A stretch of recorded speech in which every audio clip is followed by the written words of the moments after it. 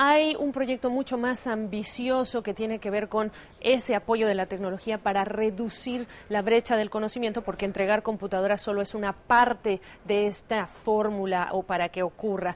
Vamos a conocer hoy a Marcelo Cabrol, él es jefe de la División de Educación del Banco Interamericano de Desarrollo en Washington. Él trabaja en un proyecto que trata de reinventar las aulas aprovechando las tecnologías de la información y la comunicación. Marcelo, gracias por estar con nosotros. Mucho hemos hablado de estos proyectos de entrega de computadoras, una computadora por niño y distintos proyectos que hacen exactamente eso, pero no es suficiente. ¿Cuál es el diagnóstico primero, Marcelo, sobre el tema del conocimiento?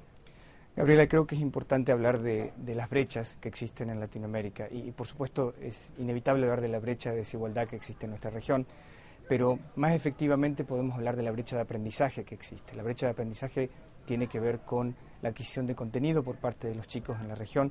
Sabemos, por ejemplo, hoy que los chicos más pobres de la región, solamente 4 de cada 5 chicos adquieren los contenidos mínimos que se necesitan en términos de conocimiento. Quiero agregar que hay una tercera brecha, y esta brecha es una brecha que estamos tratando de trabajar con nuestro proyecto, que es la brecha entre lo que las escuelas enseñan y lo que las sociedades están en este momento demandando.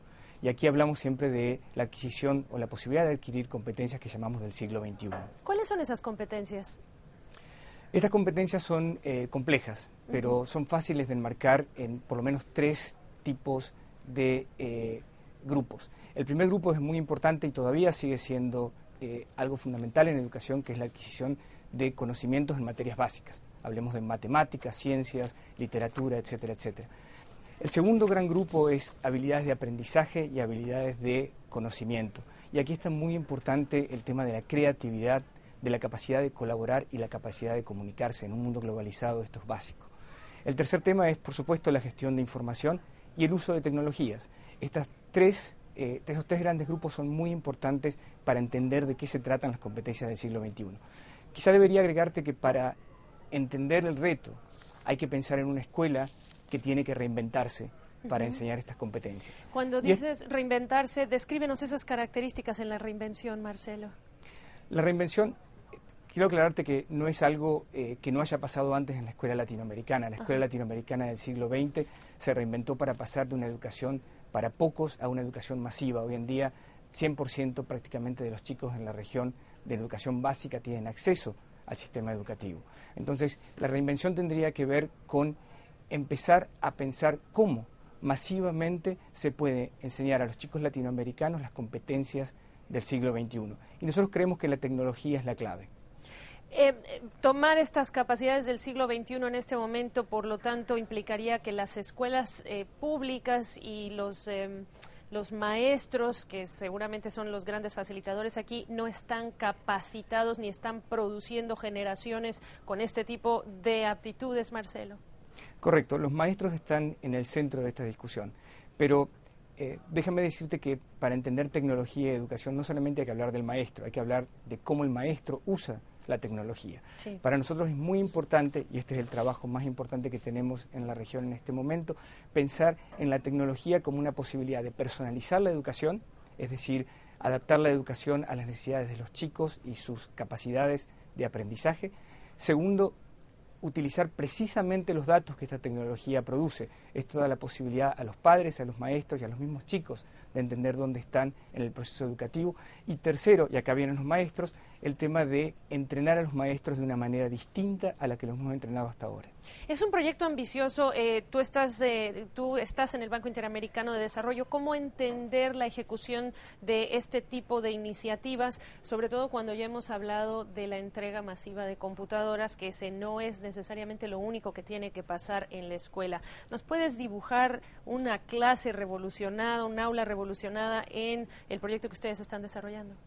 Mira, en la nota que escuchamos antes de esta entrevista se hablaba de Ceibal. Creo que sería bueno enfocarnos en Ceibal, por ejemplo.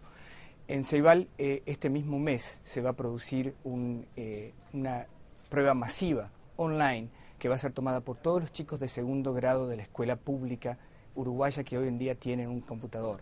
Esto le va a permitir a los maestros de estas escuelas saber dónde estos chicos están en términos de aprendizaje inmediatamente. le va a permitir hacer una reformulación de sus planes de estudios para cada caso y también le va a permitir a los padres entender cómo va el proceso de aprendizaje de sus chicos. Esto es el principio de cómo se podría ver un aula del siglo XXI. ¿Eso implicaría que necesariamente están ustedes trabajando no con las empresas que distribuyen el software, aunque me imagino que es una parte importante porque estamos hablando de medición de resultados, de impartición de educación, pero también con las entidades de educación de los distintos gobiernos de la región? ¿Quiénes están participando? Así es, tenemos muchos socios realmente. Nuestro principal socio son los gobiernos esencialmente. El banco presta alrededor de $400 millones para educación todos los años y estamos tratando de lograr el mayor valor agregado en términos de calidad educativa. El foco de este trabajo es el foco de aprendizajes. Queremos que los chicos aprendan. Pero la incorporación de tecnología a las aulas no se puede hacer solamente con los gobiernos. Se tiene que hacer con los socios en el sector privado y también en la sociedad civil que están preocupados por la calidad de educación. En ese sentido, el principal trabajo que estamos desarrollando es el tema de evaluación.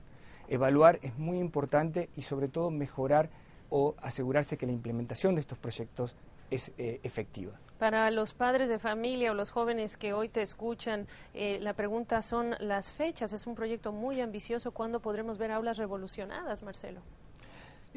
Ciertamente las transformaciones no pasan del día a la noche, sí, pero esa transformación va a pasar mucho más rápido de lo que nosotros pensamos.